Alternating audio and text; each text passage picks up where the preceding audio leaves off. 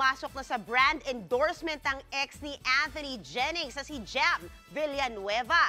Handa na rin ba siya for a showbiz career? Narito pong report. Literal na starting the year with a smile. Yan ang outlook ng nag-viral na ex ni Anthony Jennings na si Jam Villanueva. Nasisimula ng 2025 nang may billboard sa EDSA.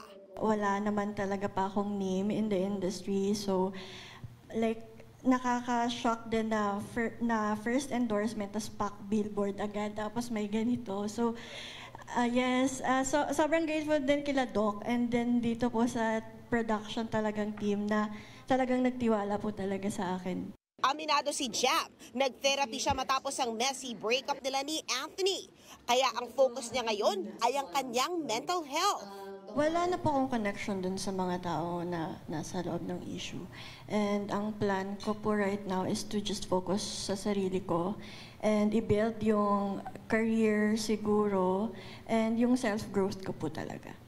Aminado rin si Jam na hindi pa siya handang magpatawad. Pero behind every smiles naman po there's a story. So hindi naman po porket ngumingit, hindi ako makapagpatawad is hindi na ako pwedeng gumiti. And right now, I am focusing sa sarili ko na I'm moving forward. Ang payo ni Jam sa mga similar ang napagdaanan at nakaka-relate sa kanya, choose yourself. Bukod po dun sa self-worth is non-negotiable. Moving on is not just about forgetting the past. It is also about choosing yourself in the present and kung paano mo itatayo ulit yung sarili mo despite sa lahat ng mga nangyari po sa'yo. Ayaw na raw ni Jam maging bitter, kaya may mensahe naman si Jam sa mga taong nakasakit sa kanya. I wish them well po.